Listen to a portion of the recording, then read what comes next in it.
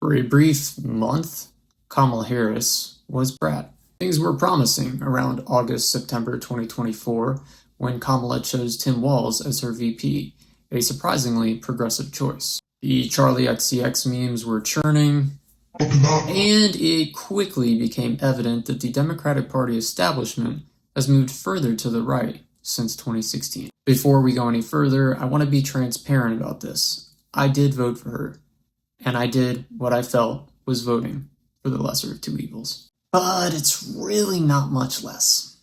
I have been what I would refer to as a human rights and labor rights activist for quite some time now, and I've also been an employed organizer for the Democratic Party and affiliate organizations. So I do know a thing or two about what is going on, and I hope you take my words into careful consideration. Back to the Kamala timeline, she started meeting with Liz Cheney publicly, as if that would help for any reason.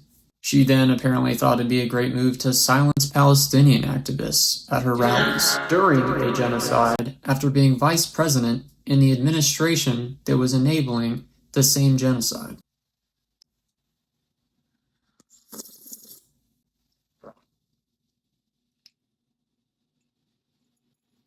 Make it make sense. There was genuine momentum with Harris until it was obvious that people were hungry for change she wasn't offering. Was there mention of a jobs guarantee? Was there mention of universal health care? What did Kamala offer to significantly impact the lives of Americans for the better? In order to win an election, you have to make bold promises, even against someone with 34 felony counts. And if you can't beat someone with 34 felonies, this was an incompetently run campaign. The Democratic Party establishment is to blame. Is Joe Biden also to blame? Democrats ran a cadaver and then tried to cover it up. And then Joe Biden was also too stubborn to also not back out when he probably knew himself that he wasn't healthy enough to run. I don't know. Take your pick. Make it make sense. But even if Kamala ran from the start, do we really think that mattered? Look at how much momentum she lost after that first month or so of campaigning. It's staggering. Wouldn't she, in theory, have lost even more support with more time? Perhaps if she was run from the beginning, she could have hired different advisors that weren't so incompetent. But we won't ever know, and we shouldn't care. And they certainly don't deserve another shot to do it in 2028. Ending Citizens United. Term limits, preventing politicians from buying stock, marijuana, unions, labor rights, heavily regulating AI, and call a genocide a genocide. She failed to synthesize what Americans want and failed to press on those issues. One way in which the Democratic Party has attempted to cope with this loss is by implanting this thought that misogyny and racism is why she lost, projecting their failures onto the population. Misogyny and racism, of course, played a factor. This is a patriarchal country born from racism. But it's not the primary reason why Kamala Harris lost, and we have to ask for so much more from one of the two parties in this duopoly. They'd rather admit their failures in addressing systemic racism and patriarchy than to admit their own dysfunctions in running campaigns. Because let's be honest about what neoliberalism is. It does not seek to solve systemic racism or patriarchy. Liberalism is aesthetic band-aids. And if we keep putting a band-aid on late-stage capitalism, atrocities will continue to occur. You see, sometimes you want to put a band-aid on to make yourself feel better. So I'm going to show you how to do that. Got a little boo-boo on my thumb.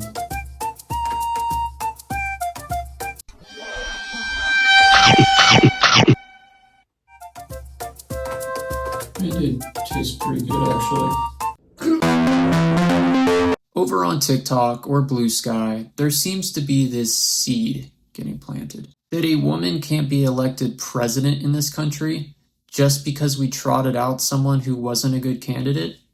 Twice. To be fair, after two women candidates losing to Donald Trump, it's totally understandable for someone to feel discouraged. If you are anywhere from a liberal to a leftist, you always have to carry a degree of revolutionary optimism and believing in equality to the point that a woman can be president. And once you stop believing that, you are giving the fascists exactly what they want. I'll say it right now. If the Democratic Party were to stop the gerontocratic gatekeeping and give AOC every resource to run, she would become president. And if the Democratic Party truly cared about opposing fascism, which it doesn't, it would not enable it over and over again. The Democratic Party would lead with bold policies and candidates that strive for genuine change. You oppose fascism if you want to defeat it. You don't sit down with Liz Cheney. You don't capitulate to it. Look at what happened in 2016. Look at how Bernie Sanders was treated. He genuinely opposed fascism. His policies genuinely opposed fascism. And look what the Democratic establishment did to him. Remember all those key issues we talked about earlier that Americans really care about? AOC actually believes in those things and would say the right things to get elected. You can't meme your way to the presidency. You can't podcast your way to the presidency. Despite what some may tell you about that, Trump wins because he's a wild card. An anti-establishment wild card in an age where people are tired of the establishment, who sells lies on top of lies. And his lies work because people fall for propaganda and the education system is bad. Republicans cook up provocative boogeyman issues, and they sell the boogeyman to the uninformed.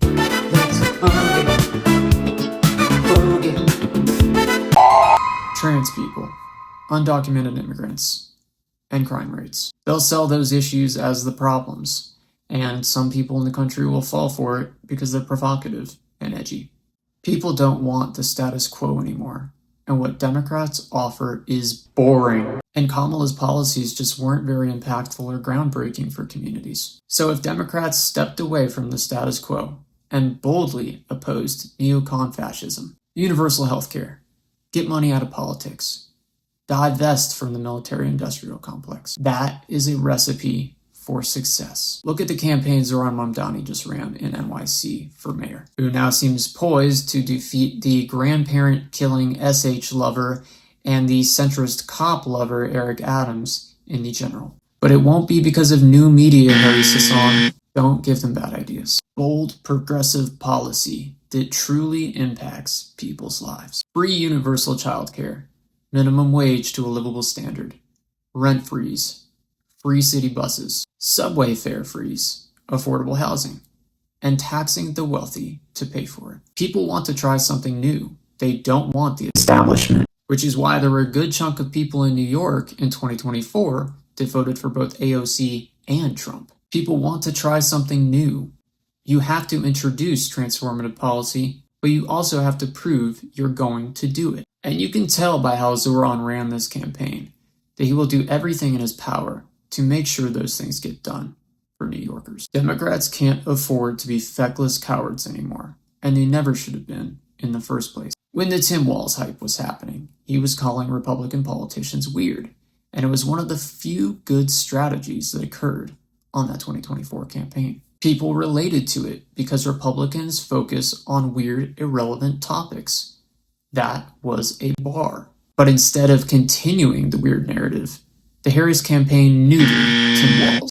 Introducing No Balls Walls! This action figure goes balls on the walls without having any balls at all. Nothing says neoliberalism like being a eunuch. Ballrific! Only from Hasballs. And it was never spoken of again. If you can clock it, AOC actually stands on business. Much like Bernie Sanders, has been morally consistent, unlike Kamala. So yes, a woman absolutely can win. And I'd argue a woman is likely to win if she believes the right things and says the right things. Kamala did not say the right things. She is a leading part of a gerontocracy fueled by corporate interest. AOC is a community-funded candidate. She does not take from corporate interest and therefore won't do corporate bidding, which causes systemic, widespread conflict of interest in this country. In February, after our new king was freshly throned, Hakeem Jeffries went to meet with 150 tech CEOs in Silicon Valley. This is a scathing example of how the Democratic Party is beholden to corporate interests in the same way that Republicans are. Democratic leaders such as Chuck Schumer, Hakeem Jeffries, Nancy Pelosi, and Kamala all have vested interest in corporate America, and most importantly, receive donations from corporate PACs. Roughly 90% of 535 congressional members receive corporate PAC money. APAC is another PAC creating conflict of interest for American politicians, but instead of domestic corporate interests, they're lobbying American foreign policy for Israel. APAC donated to 365 political candidates in 2022, and 98% of them won their races. And as far as optics go, I think Americans are starting to feel uneasy about getting dragged into conflicts and wars in the Middle East when that's already been a problem of ours for decades, and how we've sent roughly $18 billion in support since October 7th. I don't think Americans appreciate their tax dollars going to that. As we saw in 2024, war is pretty unpopular. Another lie that Donald Trump told. No new wars, no more wars. Then he dropped the bunker buster on Iran. No big deal. But why didn't the Democratic Party understand this? Why has the Democratic Party continued to run on war hawk tendencies? Where was Kamala Harris's rebuking of the Israeli state? Probably having some kind of idea that Israel would start a conflict with Iran. Kamala, in fact, stated that Iran was the United States' greatest adversary. And why didn't the Biden administration prioritize restoring the Iranian nuclear deal? There's actually no evidence that Kamala Harris would handle the Iranian situation any differently. And why wasn't she vocal about an arms embargo? The thing that would bring us closest to ending the genocide in Gaza. Yes, she did support a ceasefire, but without supporting an arms embargo, you are once again advocating for aesthetic band-aids. She never called it a genocide, she never called it an apartheid state, she never acknowledged Israel's efforts to make an ethno-state. The International Criminal Court of Justice, Amnesty International, Human Rights Watch, and countless legal scholars have all confirmed that's what Israel's doing. The Kamala Harris campaign also failed to express immigration to the public in an accurate way, and instead focused on cracking down on border crossings and being tough on immigration. I mean, that's just Republican smut. They literally get off on that shit. That was an extreme capitulation to move towards the right for the Democratic Party. I love repeating this and feel like I've had to a million times, but the majority of undocumented immigrants are visa overstayers. Did we hear her say that once? I mean, I feel like she probably did at some point, but I think she clearly didn't say it enough. And instead, they stoked the same ICE-toting narratives that Republicans have. Fast forward to the ICE protests in LA, where ICE is acting like the modern-day Gestapo, and she releases an AI ChatGPT statement. I wish someone looked at me the way ChatGPT looks at M-dashes. Is it incompetence, or is it that the Democrats are also receiving just as much money from these industries as Republicans are? You'd think they'd at least lie to us to get elected. They can't even do that well. The staggering incompetence and conflict of interest corruption is the same exact harm Republicans are doing, and just one side of a fascist coin. And now we're going to do a quarter flipping tutorial. Oh! And now we're going to do a quarter flipping tutorial. Oh, that went high. Oh! John C. I'm Joe Biden, and I approve this message. In a plea to Democrats, I will embarrassingly admit that I volunteered for Kamala in 2019, and even bought a That Little Girl Was Me shirt that same year. I fell for it until I started to see some of her criminal justice background, which made me throw out the shirt. I think I had that thing for like a week. This is another part of the conversation. It's okay to be fooled into hoping for better from people. Doesn't it happen to us all every 4 years? Social conditioning and propaganda are not easy to overcome on top of it. But over my last 6 years of organizing, human rights activism, COVID, working more jobs that exploited me, and just learning more about the system, I came to learn that you shouldn't trust politicians in this system, and you can't apply band-aid solutions to capitalism. The moral consistency of the people we vote for is everything. Did Kamala show this moral consistency throughout her political career? No. Has AOC displayed moral consistency throughout her career? Yes, and she displays that she is not funded by the corporations and PACs, which fund the moral inconsistency of 90% of our congresspeople. The American political duopoly is very often uniparty, excluding some social issues, human rights, and culture war topics. But even then, Democrats are still spineless and do not address a lack of material conditions which exacerbate conditions for subjugated communities. You either oppose fascism or you enable it. And it's obvious what the Democratic Party has been doing for years.